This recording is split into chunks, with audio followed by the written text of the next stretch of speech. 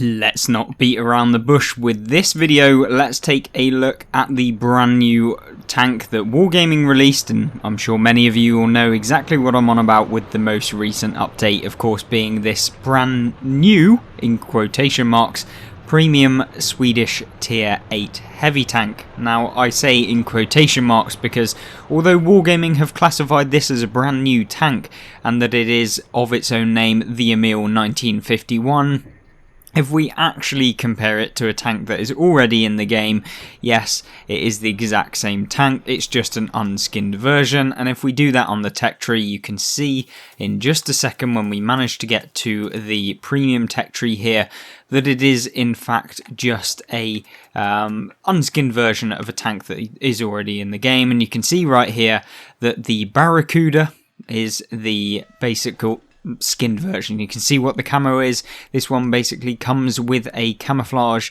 as opposed to the Emil 51, which doesn't come with the camouflage. So there you go. They are literally the exact same tank, and if you want to be able to purchase the Emil 1951, which to be honest with you, I wouldn't really recommend, because you might as well buy the the skinned version of the Emil 51 and basically have a better kind of experience, because it already has a camouflage applied to it.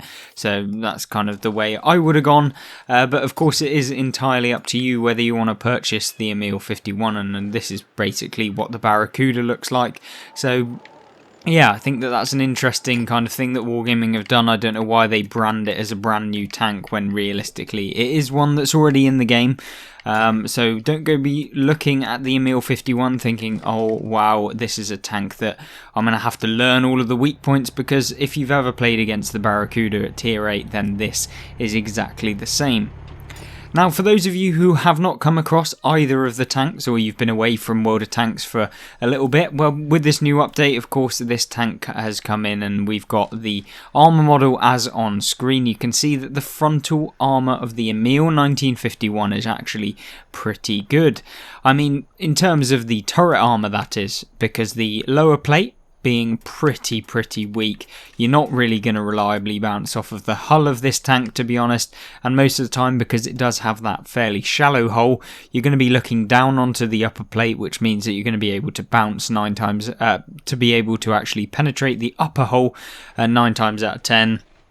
However, what you will have to note is that because this tank is of course a Swedish tank, and the fact that the Swedish line always have ridiculous gun depression, well, 12 degrees of gun depression mean that that turret armour is going to get super strong if you can get it on a ridge line. It's almost like a prototype Emil 2 turret or Kranvagn turret. So if you have played any of those tanks, or you've gone down the Swedish heavy tanks, which, trust me, I would definitely implore you to do, because they're really fun ones and novel ones, and they're kind of a different approach to playing an auto-loading heavy tank, much like the T-57 Heavy, except they have turret armour and the reload is a little longer, so you've got kind of the trade-off between guns accuracy and the DPM of the tank versus actually being able to bounce some rounds off the turret, and the Emil 51 is exactly the same.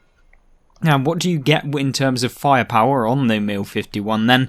Well, of course, you get fairly decent accuracy at 0.4. We've got 2.7 second aim time, which is, to be honest with you, a little bit too long, although it will allow you, if you are firing instantly after reloading, the ability to be fully aimed at that point, so it's not so bad.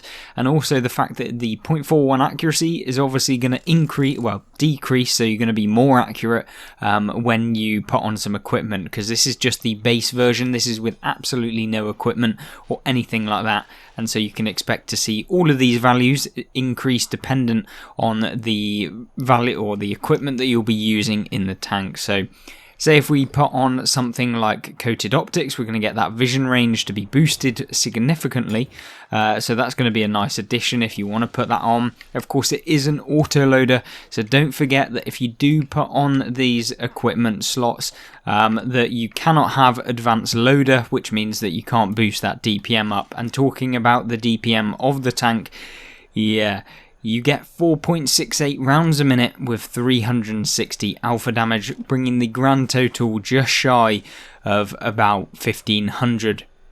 So that's not particularly very good for a tier 8 heavy tank. Is it the worst? Absolutely not.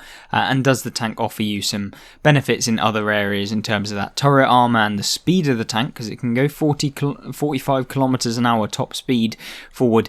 Then yeah, I think that this is a good way to go with a premium tier 8 heavy tank. I think it's one of the better ones that you could probably purchase, and it's not like you're going to be playing the Emil one. This is basically a better version of the tech tree tank that is available for everyone to pick up for free. So yeah, paying to win, I don't know, but it seems to be working at tier 8 for the Swedish heavy line.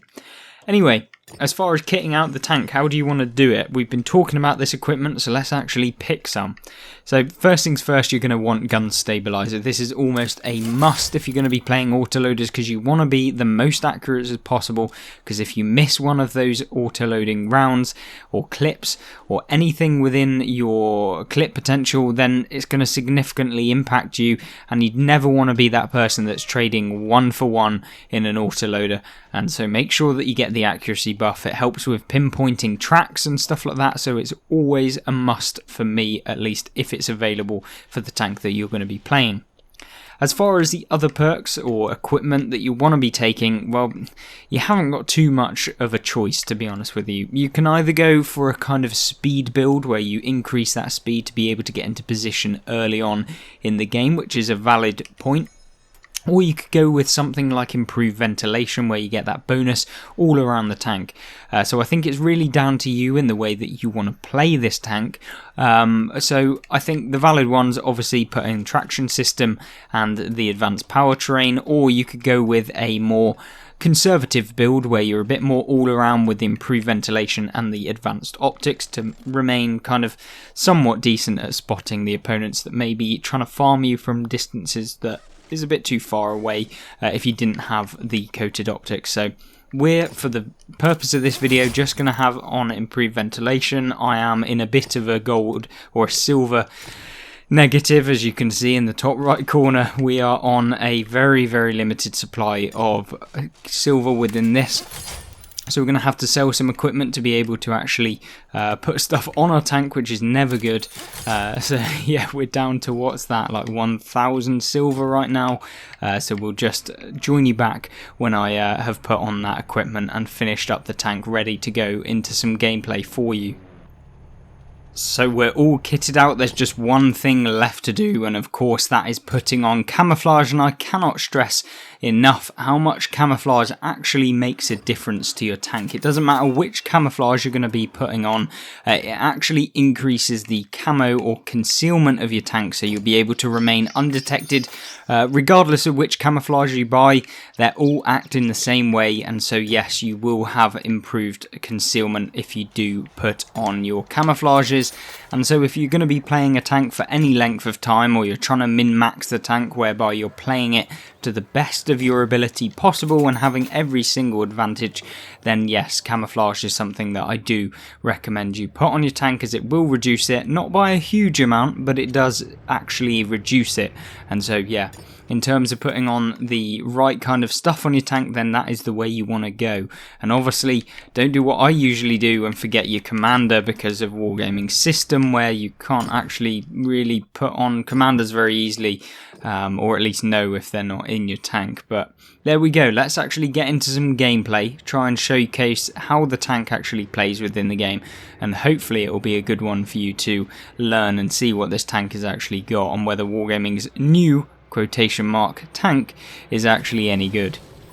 So it's a tier 8 matchup time for the Emil 1951. How will it fare as the top dog within World of Tanks console? Modern armor, and we're going to test that out, I guess. So first things first, it's highway. We are on probably the less favourable spawn for the Emil 51, because either we have to be all brawling heavy, but with DPM that makes it limiting to trying to poke around a corner, it can be a little bit tedious trying to poke out against heavies that obviously don't have an autoloader. when you have an autoloader yourself, because yes, you can deal 3 shots of damage, but then if there's multiple heavy tanks on the enemy team that just decide that they're going to go for you, it can be very, very hard for you to deal with them. And of course, when you have the hull armor of this tank where you don't really have any, then yeah, they can reliably pen your hull, especially if they get the ability to do so. And of course, if we do go into the town, it becomes even more limited, because yeah, you don't necessarily have that armor to be able to deal with anything.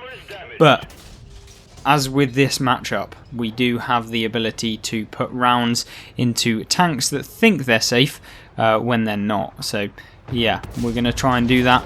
Of course, the one problem I've already noticed with this tank is, of course, the premium or the standard ammunition rounds and the shell velocity of them. You've got pretty low shell velocity, meaning that you won't be able to consistently penetrate your, well, not penetrate, but even hit your opponents on the move, because the shell velocity is fairly poor.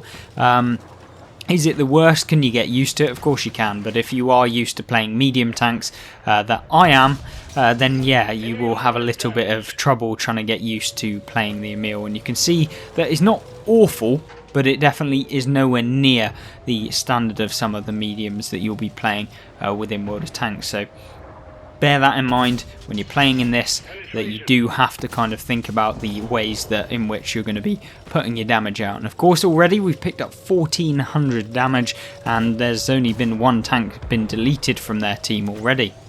We've obviously got some more damage that we can pick up as soon as we reload, and that is the one problem that I've noticed as well, is of course the reload. As we've talked about in the kind of setting up of the tank, we knew it was probably going to be a prominent feature with the tank being that, yeah, you're probably not going to be able to get that damage out very quickly.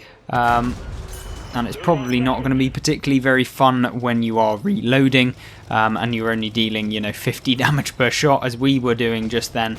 Yeah, it can definitely be a little bit disappointing from that kind of point of view. However, when you do manage to get all of those shells out in one quick foul swoop, it can be really, really fun and much better to be able to deal your damage out. Now, given that we've got a few heavy tanks in front of us, I think it's time to load some premium rounds and see how those fare with the difference in shell velocity. Obviously, now the IS-3 comes outside on, which is a bit disappointing from a point of view of being an autoloader that can dump rounds into the side of tanks very easily and pick up a meaty amount. One thing that you want to note is, of course, that you are pretty fast and you do have a bit of a chunky turret, meaning that you have some weight behind you. So if you're coming up against light tanks, don't be afraid to go in and ram them, because although the Emil hull is fairly kind of non-weighted in the form of the tank, you'll still be able to deal a little bit of chunk of damage, although you will be taking some consistent if you try and ram another heavy tank, which I would not recommend whatsoever if you're playing in this. So be aware of that if you do decide. Can you please go? Why? I don't understand. Anyway, of course. Oh, we don't manage to pick up any more damage. We're going to have to go searching for it, which is a little bit annoying because I was hoping to get one shot off on that guy, but unfortunately the IS-3 just tried to back up. I don't know whether that was on purpose or not, trying to get the damage himself, or whether it's just because I bashed into the back of him. Not entirely sure. Guess we'll just have to make your own minds up as to what that guy was doing. But what we will do now is try and get some shots off into the Yahtzee, which of course we bounce both of them off the back of him, meaning that, yeah, we will now have to go forward. We've got a Scorpion G over to the right, which is something that we have to be careful of, because obviously being hit for 490 damage is something you don't want to be doing. And when the Lorraine has decided that he's just going to go straight past you, that's not always a bad thing, because we love getting artillery in this, and we certainly will be able to get him. Now, Scorpion G, he's already out of the game. There's an Iron Rain left, and there's also a heavy tank and another tank destroyer, the Yahtzee, which of course we did spot up on this hill, and so we can go searching for him. One thing that you will see already is that although we've been in action the majority of the game, we've still only picked up 2,100 damage, so it certainly isn't a rapid kind of tank where you can grab tons and tons of damage so quickly. That's just not the case with the Emil 1951, but it will be a consistent performer, and if you play it on the front lines and if you have a bit of team support, which obviously autoloaders thrive with, if they've got a little bit of support, that's where you really want that kind of autoloader to be, is just supporting your team when they're on their reloads, or if they just want to dump a load of rounds into some of the heavily armoured tanks. If you can get round behind them or something like that, then yeah, that's where the tank will probably benefit the most. Obviously, what you don't want to be doing is missing your shot on an Iron Rain that would have been a one shot and taking a shot in return, as we did in this game. But now we can advance on that Yahtzee, who is probably on his way across the field if he has decided to go on the offensive, or if he's just trying to get into a better position to kind of defend the last couple of hit points that he probably has on his vehicle. Then over here is where he's going to be. You saw a shell over to the right go off, meaning that there is someone over there, which you've got to be aware of. And of course we do need to be careful that we aren't getting shot in the back. We're going to put one into the VKP, of course, on the move. Can we hit? Of course, Wargaming, typical firing on the move for winning, which is something I would not recommend at all if you're going to be playing this tank. And of course now what we can do is we'll just get into a position to win the game. And yeah, unfortunately didn't manage to get any more damage on that Yahtzee, who was on full health at the end of the game, but at least it kind of showcased what the tank is like when you're top dog. You can definitely be a little bit of an aggressor. We did kind of lose quite a few hit points at the end of the battle where we were just going in, but of course if we weren't playing for the win at the end, trying to get that last bit of damage, we would have not taken those hits from the Iron Rain, etc. But there we go, that's the first gameplay down of the Emil 1951. Let's jump into another one. Maybe we'll get into a tier 10 matchup and see how the tank fares in something like that.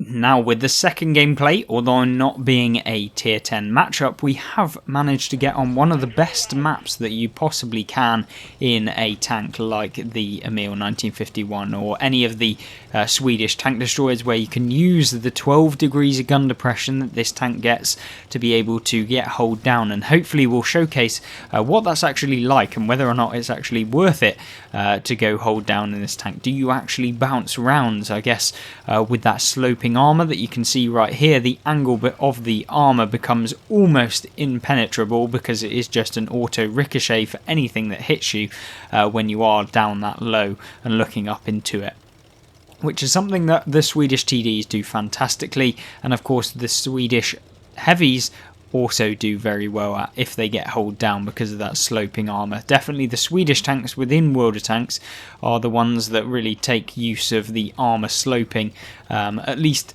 within the World War II game mode. They're the ones that really have that ridiculous angles to be able to bounce a lot of the rounds that come in at them. Now, what we have to do in this matchup is, of course, get to the front line as fast as possible. And although we do have a top speed of 45 kilometers an hour, don't go thinking that you can get up to it, because as you can see on the poor terrain, things like soft terrain where you haven't got that kind of friction, yeah, it becomes a lot harder to be able to go along the ground. So yeah, don't go thinking that you're going to be able to just stomp your way to the front of the map and just win at life because you've got a little bit of speed. As far as pushing forward, well, you've got to be very careful in this tank that you don't get caught out by some of the YOLO wagons who for some reason decide to come in like that Vanguard there. I don't know what on earth he was actually thinking. Obviously still get away with it though, because Wargaming's logic.